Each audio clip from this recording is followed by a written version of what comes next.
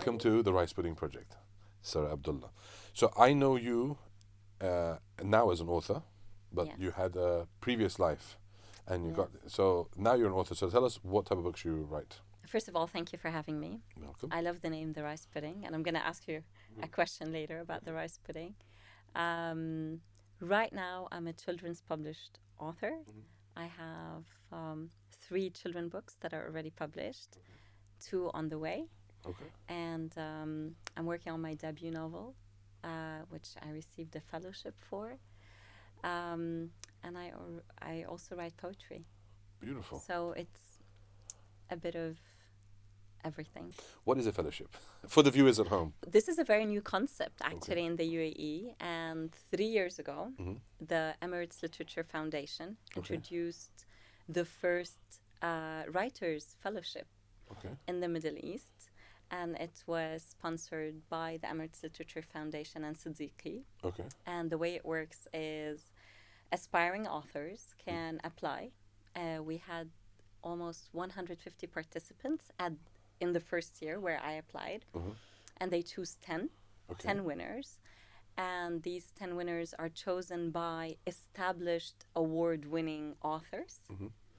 And the fellowship is 1 year of mentorship by one of these authors, 1 year of workshops with editors, agents, authors, publishers, and a trip either to New York to go to Gotham Writers and receive more feedback on your manuscript, or to London Book Fair, where you would also be introduced to agents and publishers and receive workshops. So it's an entire year. Okay. It's like a master's program for free that authors receive. Yeah. And after that, when anybody's ready with their manuscript, you get to meet agents, you get to... It never ends. Like, it's been 3 years and I still benefit from that fellowship. Okay. Every festival, every time there's a workshop, every time there's an agent, it's wonderful. And then, and how many pages does this novel is your novel going to be? You submit 2,000 words from your manuscript, so you could just be starting it, and then, it will be 70,000 to 150,000 words. That's usually, All right. The number of words a novel is. Okay. When I submitted my work, I just had the first 2,000 words. Okay. And built on from there. And built on from there. And I'm still working on it. This is my 3rd year. And I'm on draft 13, and I'm almost there. Draft 13? Yeah, of the novel. Like... You have to go... So when you say draft 13, like, you go through each draft and then rewrite it, or you... You rewrite, you edit, you look at the plot, you question yourself, you receive assessments, you receive feedback, and you rework it and you rewrite it. And it's the opposite of advertising, where you need to submit things in like a month. This is something that takes time and patience, and stepping away from your work and coming back to the work. But do you know where you're going to end at the beginning? Like, do you have like the structure that, like, this is the beginning, this is the middle, this is the end? I did. And does it change? Yes, I did, because I knew the beginning. I knew one master scene in the middle, and I knew the ending, and this never changed. Okay. These never changed. Right. Everything in between changed. Okay. Over time, because when I wrote my first draft, I thought it's the most amazing piece of work ever written. Yeah. And when I shared it with my mentor, she just had a lot of opinions about what is wrong with it.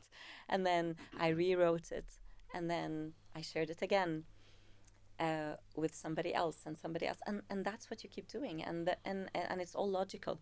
It was never subjective. Like, the feedback is not like I don't like it subjectively. There are, things that require fixing, that need a lot of work. You started off with kids' books, and then you went to... Yeah, my kids' books, I don't have many drafts that I work on. They come out naturally. I usually work them, they're faster to work on. This is my debut novel, and it's speculative fiction. And okay, so it's not for kids.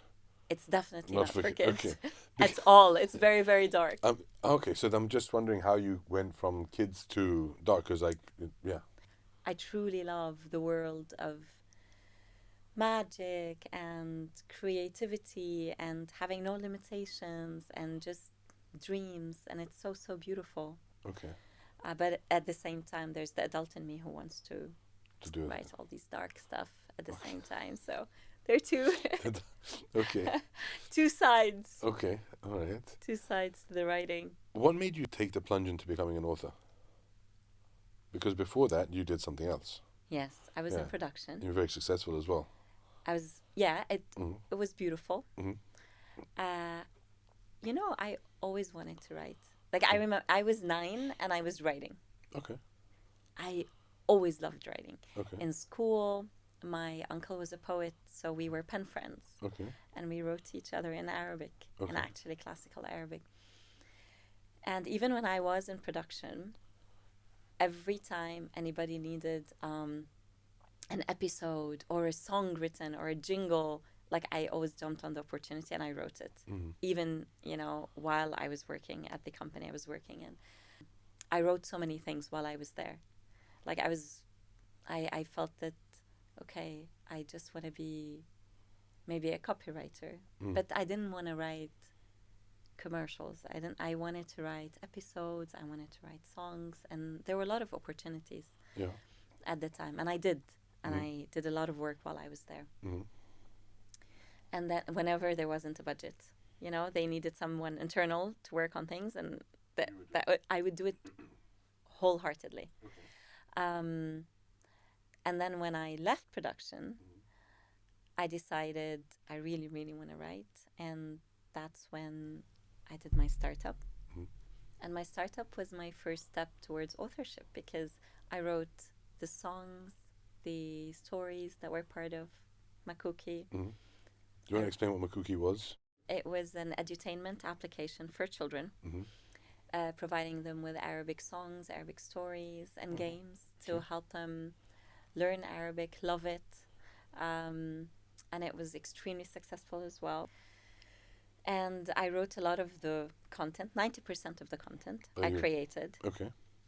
And it was a playground. It was beautiful. It was amazing, like, to come up with lyrics and go and record at a studio, and then to write a story and see it being animated.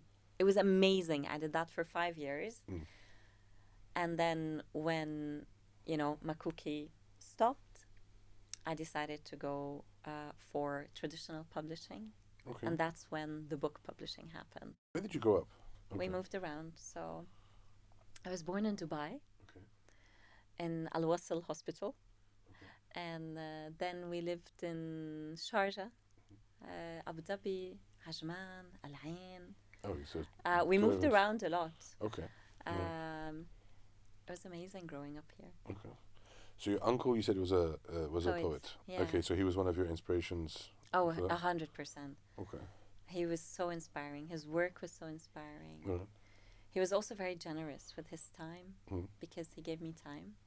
I don't think I wrote well when I was 9, but he made it seem like, oh, this is amazing. Your work is great. He would ask me to write letters, like write my poems on paper. And then he'll wait until we had the Friday gathering, like the family gathering. And he'll ask me to, like, recite my poems in front of everybody, like, as if it's awesome. And I actually believed that I was good. Okay. And I think that's a big part of it. When you think you're good, you keep writing. You had the confidence. You have the confidence, so you keep doing it. And then you get better with time.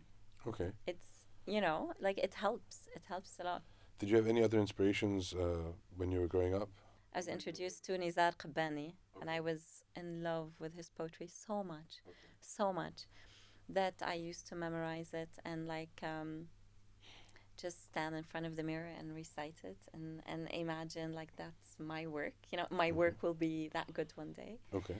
And then as I grew up, it was books.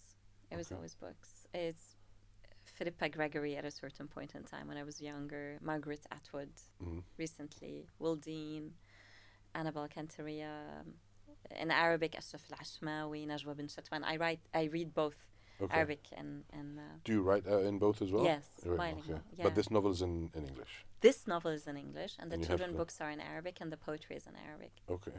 I think it depends on the Interesting. concept. So the concept either comes in English or it comes in Arabic. Okay. And, it's just the way the idea comes with the language. Yeah, because I know some musicians who do Arabic and English, they go either way. Yeah. It depends on the style that they're doing and the mood, Yeah. and they just Yeah, on the mood, on the concept, the idea, the theme. It depends. Okay. Yeah. What was your biggest fear growing up? Obviously, it wasn't speaking in public. It was. I was Oh. just going to say. Even though you were. Until now. It's Okay. like every time, because I perform poetry on stage. Yeah. And I think it is just the day before, I'm intolerable. I can't, I'm so nervous and so anxious. And the thought makes me shiver. And until I'm up on stage and I say the first word, my heart's going to stop. Because all I'm thinking about is I'm going to cough, I'm going to sneeze, I'm going to shake. The paper in my hand is like everybody's going to know I'm shaking. Yeah. Apparently, I'm not shaking on the outside. It's But just in in my head. Is my voice steady enough? Am I clear? Will they like it? So you don't have a ritual to get over it. You just do it. I just say yes, and then I worry. Because if I worry before saying yes, I won't get anything done. I will never appear anywhere. I wouldn't do anything, really. So I just learned, I say yes first. Yeah. And I deal with my fear later. Okay. And then when I'm on stage, I'm happy. And it doesn't get easier with time because you performed a lot. You've done a lot of talking. It depends on the audience. Okay.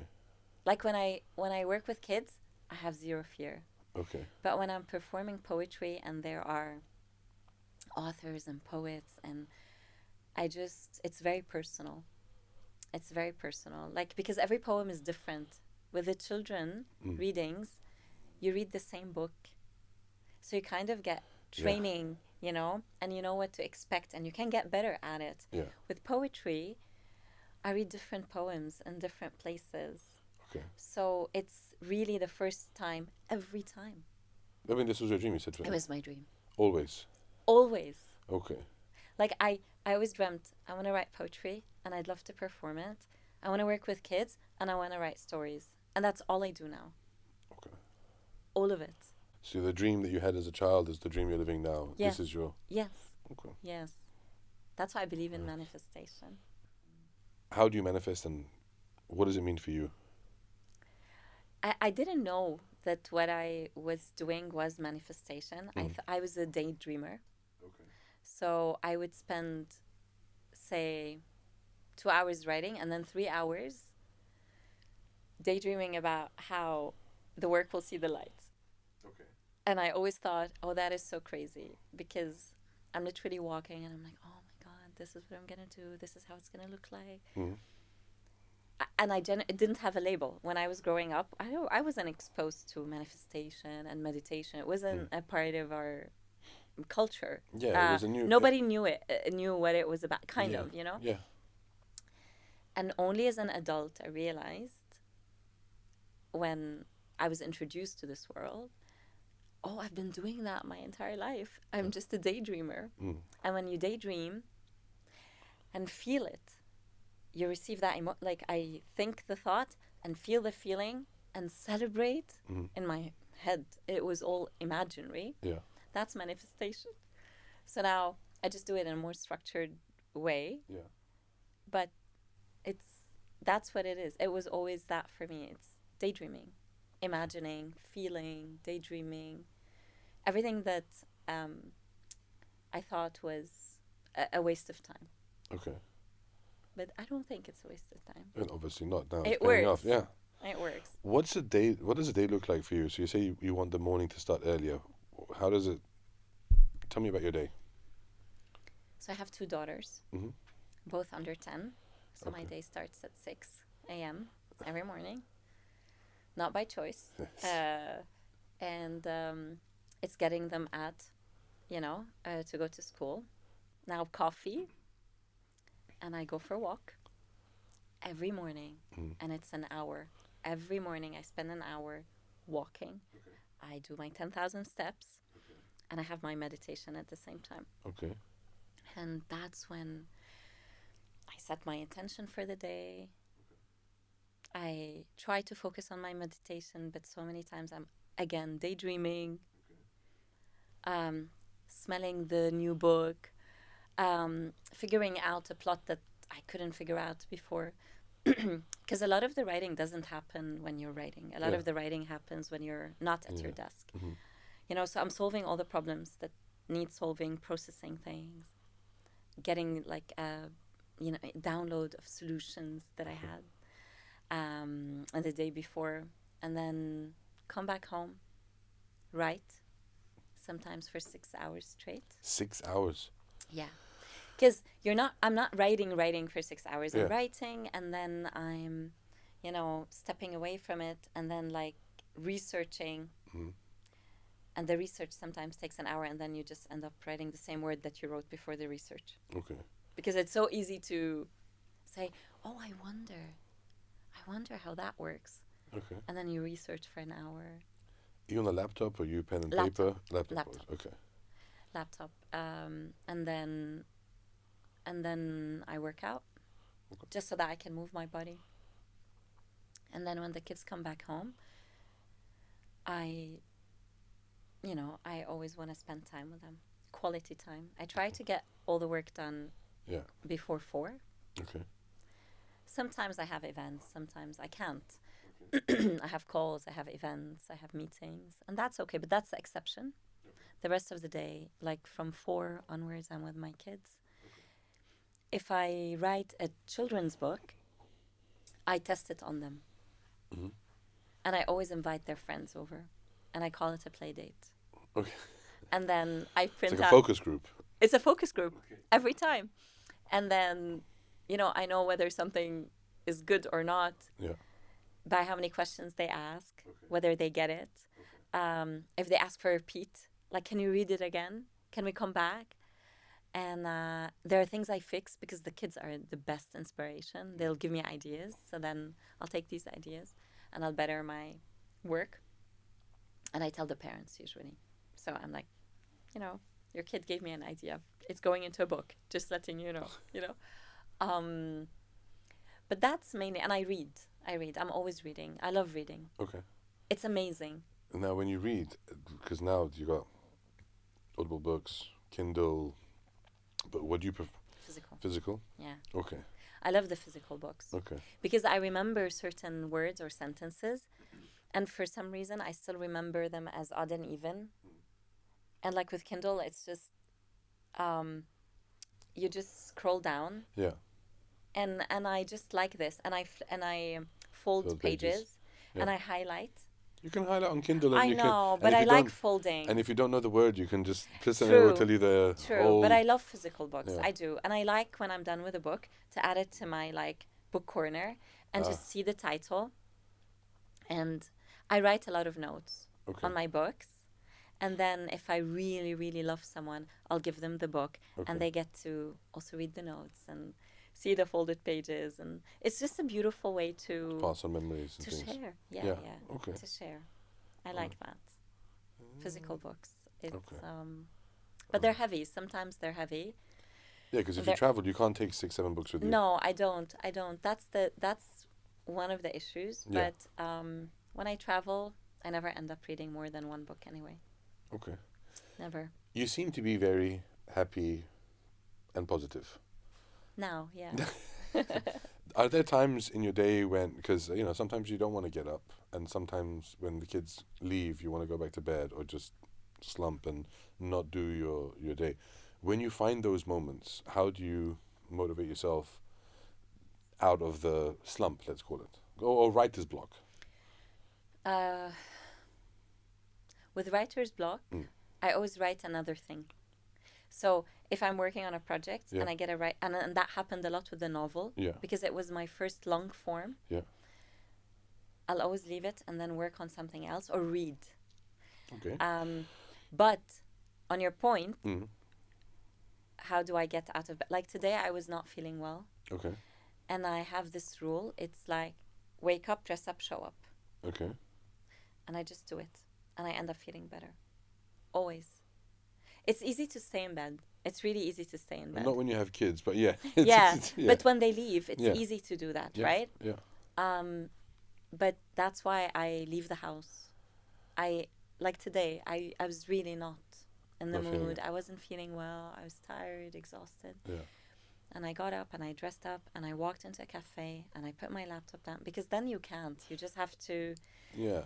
you know. Is that what you do? You write in cafes or you write at home? I love writing. So when I'm writing, creating, I work in cafes. When I'm editing, I work at home because I need the quiet to read my sentences out loud. Okay. Now I'm in my editing phase, so I work out of home. Okay. But today I left the house and I went to a cafe and I worked there because I realized, things accumulate. You don't need to give I don't need to do 6 hours. Because that's a lot of coffee. That's a lot of coffee, yes.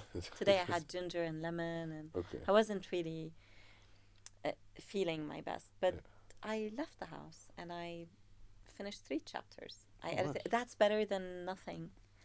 Do you have like a target of like how many pages or words you need to type a day? Yeah, Okay. I do. Okay. I work on word count. Yeah. When I edit, I put the number of chapters I need to edit. Yeah. It's like creating a schedule. You know what the trick is? Please. I figured the trick a few months ago. Okay. It hasn't been long. Okay. So I do children books, I do the novel, right? Yeah. And sometimes I do paid work. Okay. And whenever I have the paid work, I start with it. Yeah. Because there's that sense of urgency and I need to deliver. Yeah. And I asked myself, I'm like, why am I always prioritizing that? It's because it's for others. Yeah. So then I said, okay, I'm going to treat my work as paid work. And I'm going to imagine I've been hired as an editor for Sarah. Okay. If I were hired to edit this novel, what would I do and how would I do it? And that's how I'm doing it. I'm treating myself as a third party, and all of a sudden I have respect and punctuality. And that is such a sad concept that because it's treated as, oh, this is a job. I'm editing this novel for some. I give it priority and urgency, and I need to give myself. Prioritize yourself first. Yeah, but like it was that literally. If I were editing for somebody else, what would I do? And this is what I'm doing, and it's working. It's literally working. But it's sad. The idea is sad. It's sad but that we it don't works. Prioritize ourselves first. But that's a lot in a lot of things in life. Like you don't love yourself first. You love somebody else first, and then it's only when you learn to love yourself that you can truly love somebody else. Yeah. So I labeled my writing as work, and the minute I labeled it as work, Then I you're did doing it. it. I showed up for it consistently. There was this consistency and discipline, and that's so important because you can be so creative. Yeah. If you don't sit there and do the work, it won't see the light. It won't. Like my children books, I received so many rejections because you send your script and you get rejections, and you send your scripts and you get rejections. How do you deal with that? Because I hear that, I received 100 rejections, 200 rejections. I'm like, then obviously you weren't good. And then, you better it. Yeah. Okay. I don't send the same script again. Okay. No, especially if I receive feedback. So many people are generous. Okay. And they will send you feedback. And it will break your heart. Yeah. And I would cry and be defensive and be upset and nobody understands me, nobody gets this book, and I sleep on it. Not because I want to sleep on it. I sleep on it because I'm so sad and heartbroken because of the rejection. Yeah. And then 2 weeks later, I reread the work with the feedback, and I'm like, oh, that makes sense, of course. Okay. So, ego on the side, do the work, fix it. Do you want it to be published or do you want to be stubborn? If you want to be stubborn, self-publish. If you want to, truly. Yeah. But people are not doing this because they don't like you. People give you feedback because they're generous. Okay. Because easily a publisher just can give you a cold rejection. Yeah. But many of them don't, and many of them give you, a constructive criticism. And that's the most beautiful thing that can happen. But they must receive tons of books. Yes. Hundreds of books. And then for them, they're not always going to give everybody No. So it's a feedback. privilege. Okay. So take it as a compliment. Of course, it is a compliment. Okay. Somebody gave you the time of the day and thought there's potential. Yeah. And, it's not for them yet. Now, do the work and then maybe resubmit. And it's a great position to be in. When you know what the problem is, then you know how to fix it. Yeah. The issue is when you don't know what the problem is, then there's nothing to fix. Then you're not in a good place. Okay. It's when you know what to do. You're in a good place. Yeah, but the rejections are hard. Every time it's hard. It's hard. So you don't just have one publisher. You try different publishers, different... Yes, every time. Okay. With every script. It's hard. You're pitching. It's a bit like a director writing a treatment every single time. If you get chosen to write a treatment. If you get chosen to write the treatment. And sometimes you do, and you still don't get the work. So that's how authorship is. It's exactly that. You pitch and pitch. It's the never-ending pitching of your own work. But the self-doubt, that's the problem. How do you get out of the self-doubt? Because as a director, you can build your reel and improve your reel, but you can only improve your reel if you get the jobs. And then if you're not, it's a catch-22. So it's the same. It's hard. And that's why I'm very lucky. Because of the fellowship, by the way. So we were 10 fellows. Yeah. And we created a group. And that group was the only group who understood each other for an entire year, going through the roller coaster of emotions. I'm sad. I can't do it. I want to quit. I don't think I'm made for this. I got a rejection. My script is not enough. I'm not good enough. And then one person converts. Like one person says, oh my God, after all these rejections and after all the hard work, I'm seen. And you're like, oh my God, I have a chance. I have a shot. But you need your people. You need your tribe. I wouldn't do it without my tribe. I can't do it without my tribe. My tribe is not the corporate. Who's your tribe? The writers. But that's funny though, because a lot of people wouldn't think that. A lot of people wouldn't think that other writers would help you because they're wonderful. If they're going to help you, then maybe they're going to take your book over my book, so I'm not going to give you feedback. No, especially if we're both writing the same style genre. That's some people's mentality, but it's though. not like that at all. Yeah. Honestly, with writing, it is very personal because we are not pitching for paid work. We're each writing our books and pitching our work to so many publishers, so many agents. And even if we are the same genre, we each have an idea. So it's very different. You can't write. Two people cannot write the same book. We're two different people. And you will be amazed at how we support each other, how we help each other, even in the children books industry. I was just added to a group called the UAE Authors. And I love the founders of this group. And they're both UAE-based authors. And they're just, making this community bigger and bigger and bigger. Although we all pitch to the same, somehow publishers, we go to the same school readings. It doesn't matter. We each have a style. And the more we see each other and support each other, the more you uplift an industry. You are making sure this industry has value. And an industry has value when all the participants, all the people who are a part of this industry work together and set that value. And that's what we do. They're my tribe, fully. Beautiful. I love them. And I love the Emirates Literature Foundation for creating that. Okay. We're very lucky to be here. Honestly, we're very, very lucky to be here. Do you feel that, because obviously when I was growing up, when you grew up, there's more bookshops, in England there was, W.H. Smith's and Waterstones, they were like cornerstones of places you would go and read. Yeah. Don't you think there's the generations now, there's less and less, or is it, I read with my son every day, or my son reads every day, but don't you think there's less and less people reading with tech, and it's almost taking away some of the love and passion that you have, or people have, sorry, not you Maybe, have. yes. At a certain age, yes. I wouldn't say with the young readers. Yeah. But 10 plus, Yes, the struggle is real. Yeah. Because there are devices. Yeah. And they'd rather play games. Yeah. So when kids hit 10, It's just. they want to be on their iPads. Mm. And I think it really becomes a parent-child, choice. It's what the parents create, the circumstances they create. We do that at home, but because I'm a passionate reader and writer, we have favorite authors, favorite illustrators. It's our quality time. I still put my kids to bed against all advice. Why? Oh, because for what? Oh, you're spoiling them. Why? Can you imagine?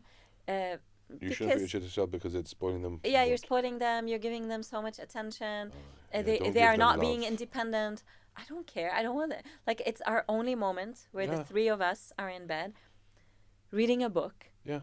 And my kids still say, "Can you do the funny voices? Can you, no, that's not the way you did it last time." And you have to remember I'm like, I don't remember how I did it last time. And it's the only moment we truly are together without any outside distraction. Yeah. And that's when they open up, and that's when we share our day properly. Books help. So sometimes when I feel my daughters are going through something and they're not ready to open up yet, I know what book to pick. Okay.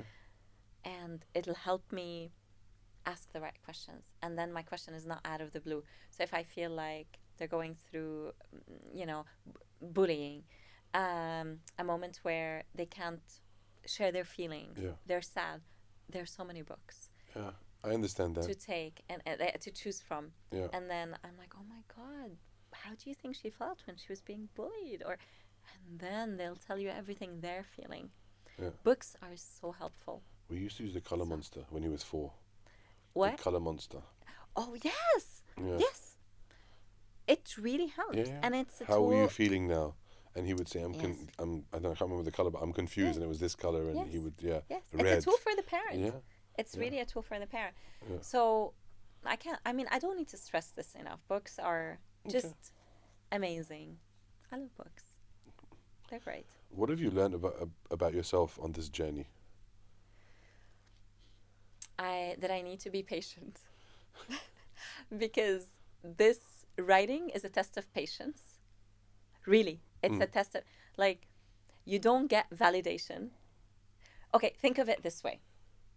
You don't get validation? You don't get validation until the book is done. Like, you're working, but nobody thinks you're working. Yeah, because you're just writing, right? It's just writing. Especially now with ChatGPT. The amount of times someone will tell me, "Oh, you need to." Put it on ChatGPT. Yeah, you're doing a treatment, but you have AI now, right? But that's not the point. That's not the point, right? Yeah. So I write and write and write and write, and every day I'm working, but nobody thinks it's work. Mm. And then the minute the book is approved, you wait and wait until they take it, they edit it, they get back to you. If it's a children's book, it needs to be illustrated, you're waiting, and then it goes to the printing, and you're waiting, and then by the time you receive your book, it's like a year later. A children's book. It takes a year. Which is like 20 pages. 36 pages. Okay. A year, right? So by the time I finish 2 or 3 other children manuscripts, I see the book I wrote a year ago. Yeah. I receive it. And the minute I have my first reading, like at a school or a book fair or, the launch of the book, that's when people think, "Oh my God, congratulations. Is this your new job?"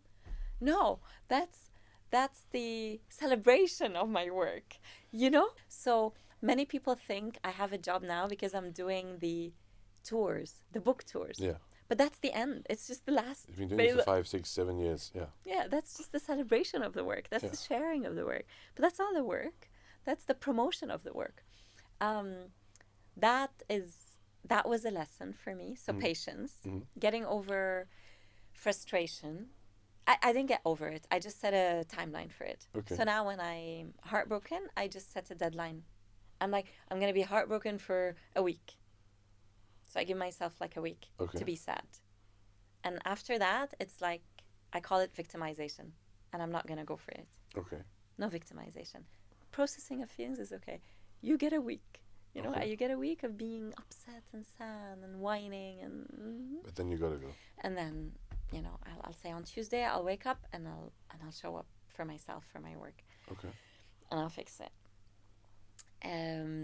Parenting helped. Okay. How so? Because you don't get a break. Yeah. You can't even get sick. You have to set a deadline. It's like, I'm sick. You have 2 days. You have to get yourself together. Yeah. You know, it's training. Yeah. And you get sick a lot with kids because one gets sick and you have two, so one will get sick and if the other one doesn't get It's sick. virus acquisition. And Sod's law, when one gets better, the other one will get sick. Exactly. Yeah. And then when they're both better, you're sick. Yeah. Exactly. So that was a good lesson, but mainly patience, Okay. getting over frustration, Okay. setting deadlines. Okay. That was important.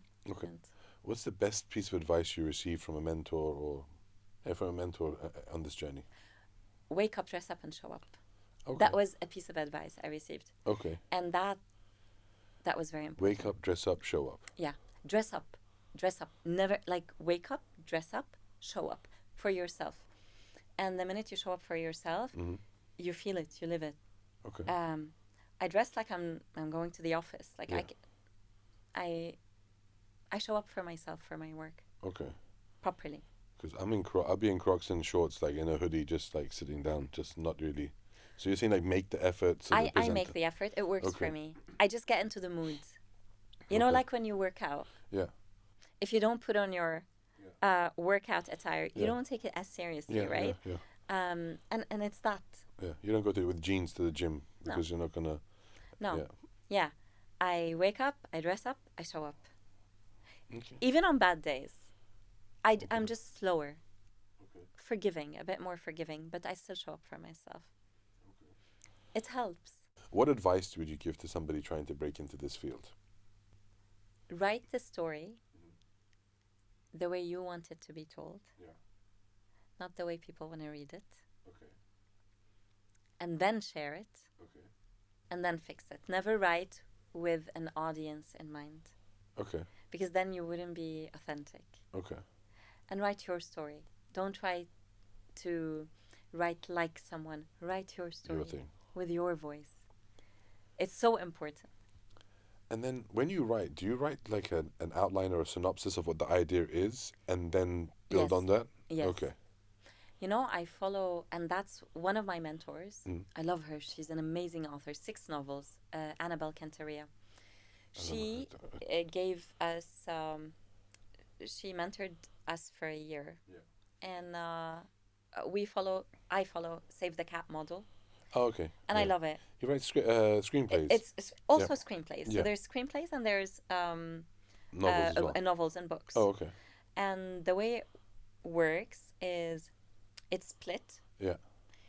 Like you would in a screenplay, Act 1, Act 2, Act 3. Yeah. The same for a novel. But then what percentage of the novel goes in the first part, the second part, the third part, fourth part, etc. Mm. How many words? So I do that and I create headlines. So every day when I wake up, I know what to write. And that was Annabelle's advice. It's like, create the headlines ahead of time. So when you wake up, you know what to write about. Okay. Versus you wake up and you're like, what am I going to write about today? Yeah. You know how a newspaper has headlines? Yeah. That's the idea. So, you know, your beginning, your middle, your end, and then create headlines. And you can shift them, and things might change, but start with something. Okay. Some people write differently. I had another mentor who just wrote she said that she wrote the story the way she received it. And she felt like she was a vessel, Okay. you know, writing this story. The characters dictated what was going to happen. That's not the way I work. Okay. And I think people work differently. And each writer knows Yeah. their way, what works for them. Just adopt the way that works for you. Okay. And I think, you know, some people write just for 1 hour a day. Some will write for a longer time. Yeah. It depends. Have you ever done morning pages to like clear your head? No, what are Okay. morning pages? So Morning Pages is from an author called Julia Cameron. Yeah. And she wrote a book called The Artist's Way. And she said that when you first wake up in the morning, you have a lot of things going on in your mind, and you write 3 pages of whatever comes out of your head. Yeah. Just anything at all. And then that clears the mind. Oh. And then you write. You carry That's on writing. amazing. That's so interesting. And one of her tricks was that if you can't write, you just write, I'm writing because I don't have anything to say, and you literally just write down that. And she has this whole 12-week journey and goes through it, and a lot of people have done it. And I've never. The funny thing is, I've read her book a few times, and I've started the Morning Pages, and I go through a couple of months phases of just religiously writing. The morning brain drain, she calls it, and then sometimes then I'm fine, and then I don't need to do anything, and then I come back to it again. But that seems very helpful. By the way. It's just to get the chaos out. Yeah. And the extras. But it's a bit hard to do when your kid wakes up at 6 o'clock, as mine does as well, and then he's asking questions, and you're sitting there, and then you're trying to do a brain drain, and he's talking to you like, yeah, okay, and then so you don't really you don't get that. You know what? Now that you mention that, one of the most frustrating things I have is when I have an idea, and I'm in a writing mood, and I just want to write, and it happens to be summer break, and I can't write it down. And I think this is one of the most frustrating moments when I want to write something, and I don't have the time or space to get it out. Okay. So I get my phone, and on the recorder, I have the funniest things on my recorder. And I'm like, whatever, Clara, dawn, beach, sand, shell, murder, and I'll just write I'll say it, so that I can fix it later. But then later. It doesn't come in the same way. Yeah. And that is frustrating. And I can imagine for authors who have a day job, a full-time job, that can be hard. Because, you can't just follow your mood. Yeah. You're in a meeting. Yeah. Discussing an annual budget, and you can't just get your ideas out. So probably writing notes or something. Have you ever had it when you're like about to go to sleep or in the middle of the night you wake up and this idea pops in your head and you just start to... Yes. Yeah. Yes. And I love when I have the time and space. Yeah. It's a privilege to have the time and space. A privilege. And sometimes we don't. Or when you set a deadline and then life happens and you're interrupted. So that can be frustrating. Okay. That is very frustrating. But you set those deadlines for yourself. I'm in the mood. Sometimes I'm just in the mood, and it's so beautiful and fresh. And, you have this inspiration, and it's just a good day to write. Yeah. But you can't, because you have other roles that you need to play. Yeah. And you have to show up for them too. True. Yeah. Sometimes I go on solo trips. You go on solo trips? Yeah. I'll just travel, or I'll book a hotel room for 3 days in a row, and I disappear. And I wake up. Sounds like heaven. It's beautiful. I would sleep. I sleep early. I swear I would sleep. I say that I'd probably try and work out or something, but I would, sleep, and then I'd be calling my wife. Are you okay? How's the kids? No, I don't. I don't call. I don't want to know, because if I call, it becomes my responsibility. Okay. So I just literally disappear. I go into a hotel room, and I sleep early, so I get my full night's sleep. I wake up. I don't work out. I don't do anything. Okay. I order room service, and I sit with my work. I sit with my script. And that's how I finished, I think, draft 7. Just in a hotel room. It was 4 days, 3 nights. Yeah. And I was I just needed to finish it. And I locked myself in a room, and I lived in that world without any interruption. And how often do you do that? With every draft, almost every draft, I disappear. Because when I'm not very pleasant, when I finish and the circumstances are not helping, I become, frustrated, less patient. So does your husband say, maybe you want to No, take he books, like, he doesn't even, he's like, I have a surprise for you. I booked you in a hotel for 3-4 nights. He understands the before and after Yeah. version Okay. of before finishing and Yeah. after, The- you know, the unburdening. Okay. And I become a better human when my creativity is on paper Yeah.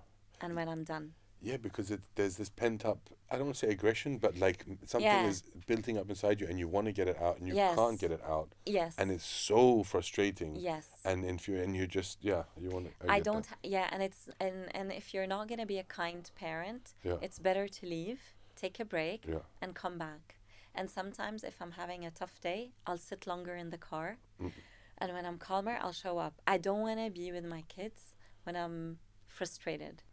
Well, I wanted to ask you, what was the most memorable experience you had in your professional life? It's that moment I performed a poem in the Emirates Literature Festival Mm-hmm. in the desert Okay. at sunset. It's called the Desert Stanzas. Okay. And it's set up, you know, in the middle of like sand dunes. There's music in the background, poets, people, authors, audience, and I performed a poem that is very dear to my heart that I wrote for my daughter. It's called A Letter to My Daughter. Okay. And I was able to share it. Okay. And I shared it with all my heart. Mm-hmm. And I looked at the eyes of so many people in the audience, and I could tell who the mothers were. Mm-hmm. And that was so beautiful. And I think that's when I believed I was a poet. Because I grew up in the desert, it felt like I was home. Gotcha. You know? Yeah. Okay. It's this attachment to the desert, to the gold, that color of the sand, sunsets and sunrises. Very It was nice. so beautiful. How was it growing up in the, let's say, desert? I'm very lucky because my entire family lives here. Okay. All my aunts, my uncles, everybody, my cousins.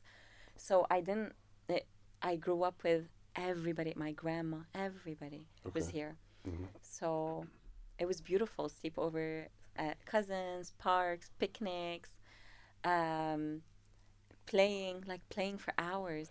Besides going to hotels for 3, 4 nights to escape or to get away and write, are there like restaurants that you like to go to, places to eat for, I don't want to say peace of mind, but just for relaxation or, to dine out? I would say eggs, dinner, anything by the beach. Anything by the beach? By the beach, Burgers I by the love beach? burgers by the beach. Salt is Yeah. awesome. Yeah. I love also like fish, the restaurant. Yeah. Like you're just sat there, especially like their music in the Okay. background. Like I definitely think aesthetics matter. I'm not the person Yeah. who goes after the food. Really? It's the ambience is Mm. so important to me. I think I'll eat anything if I'm happy. Then go to the beach and get a slice of pizza Yes. on the beach. Yes. There's a place now. Really? Yeah. It's amazing. Like big slice of pizza. Oh, and you really? get it on the beach, and you can go for a walk. That's so beautiful. Yeah. Like I think I would care more about being outdoor. Anything by the beach. Okay.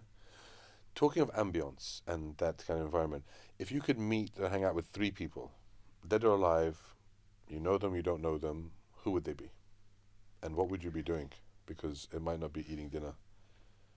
I would love to meet with Margaret Atwood, Okay. the author. She wrote *A Handmaid's Tale*, She's right? a Handmaid's Yeah, Tale, yeah, Testament. yeah. She's still writing. Mhm. Beautiful, beautiful work. I just want to sit with her and listen to all her stories and writing process and how she saw this happening and was it like. I just want to talk to her about her work We read the book, I think, nearly 30 years ago in school in England. because it's very smart and look at 30 years ago. yeah.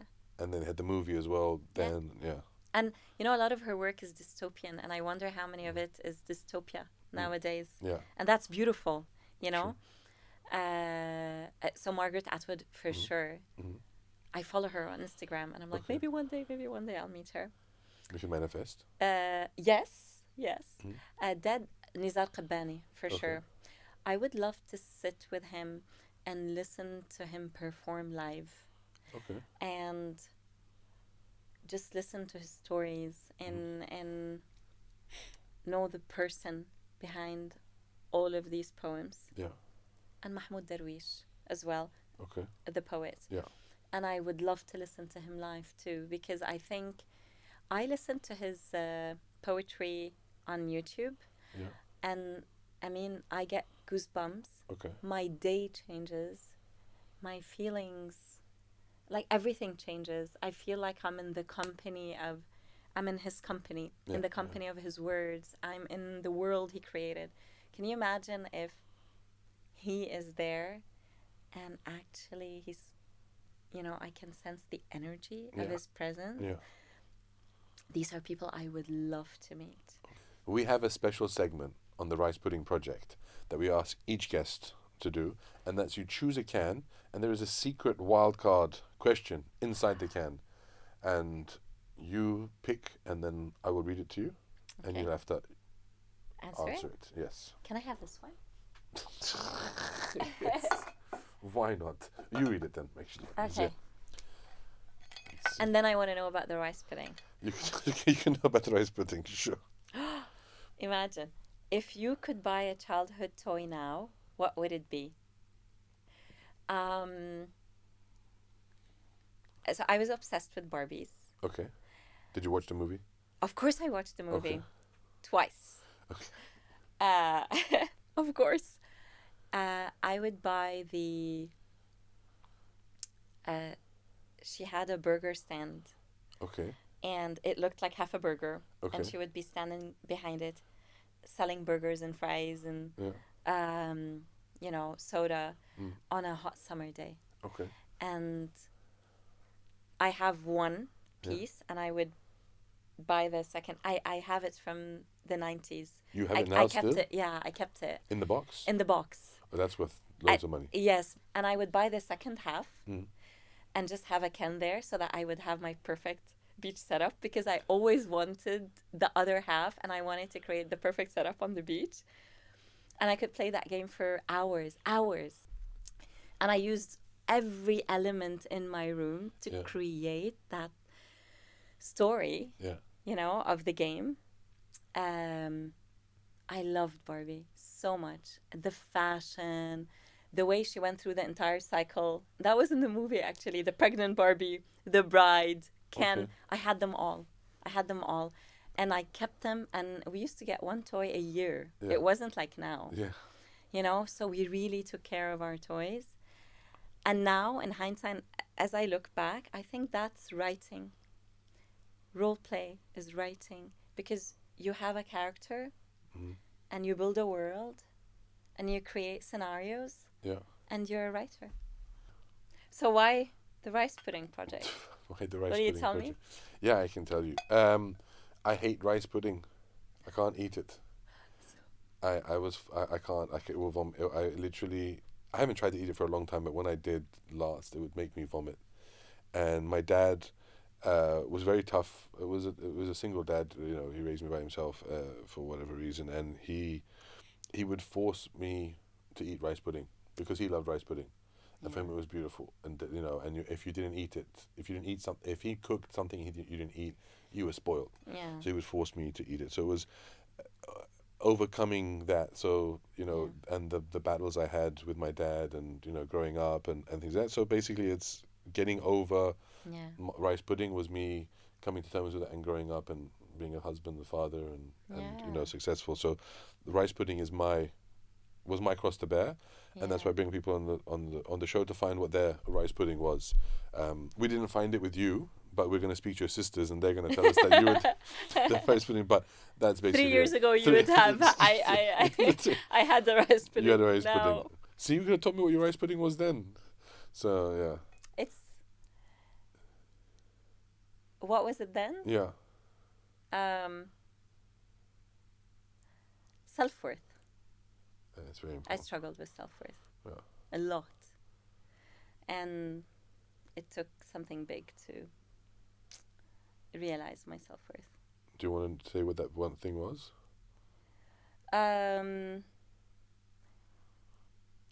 Today it's irrelevant, but I got breast cancer, and I got over it, and I realized, okay, now I really want to focus on what I love, only what I love, and I just want to do things I love.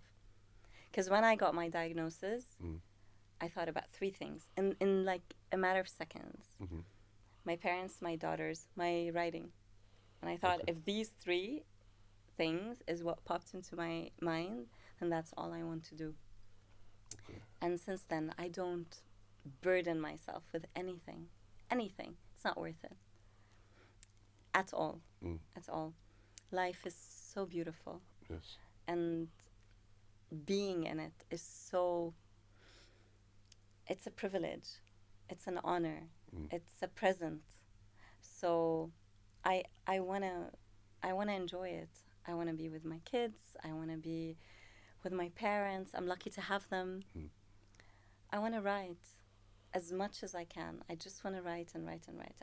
And that's the first thing I thought about. You're talking about words count. Yeah. I was thinking, whatever the outcome of the diagnosis is, I need to finish my word count, so that I have it done, in case. Okay. That's all I was thinking about, and that's when I got the fellowship, and that's why I'm telling you, like, it is impossible to have something that is not a lesson. Everything is a lesson. Everything is a lesson. So my lesson was, you get a second chance at life. Yeah. And this is a present. These are children, healthy parents, and a fellowship. What are you going to do? Wow. And it was, like a gift. It was the biggest gift I've ever received. That's why I'm very happy, because how many people get a second chance? Because if I didn't get it, I wouldn't have done what I did. I would still be working 12 hours a day on things I don't want to, seeking approval and not feeling worthy, trying to validate myself, Yeah. I would hold grudges, just carrying all this burden and heaviness and rage and anger, which is nothing. It's not worth it. I zero anger, zero rage, just light, just a heart full of love, because I'm so grateful. I received so much care from people around me, and I didn't expect it. It was amazing. People who didn't call me in years just got in touch again for no reason. Just being kind people. Because they knew? Yeah. How nice is that? It's beautiful. A message is beautiful. And I just felt so lucky. Yeah. So lucky at how things demonstrate themselves. How a second chance demonstrates itself. It never comes in like a ribbon and it's like, hey, enjoy. It's like, are you gonna find joy? Is it time? Yeah. And it's up to us to say, yeah, it is time. It is time to find the joy. Be open. Dreams do come true. That's a beautiful way to end it. That's dreams do come true, and yes, you've shown that. Dreams do come true, and when you finally become friends with your rice pudding, you just make the choice. But there's loads of dishes. I tell you, there's fried eggs. I can't eat. Really? Yeah. Halwa, I can't eat. Halim, I can't eat. Haram. Yeah. I make really nice. Okay. Done. We'll make a deal. Yeah. If we hit 500 subscribers, I will eat fried eggs that you make. Yes. Best egg chef in the world. Best egg chef in the world. Deal. Experienced. There we go. Okay. Perfect. Fantastic. Thank you. Perfect. Thank you.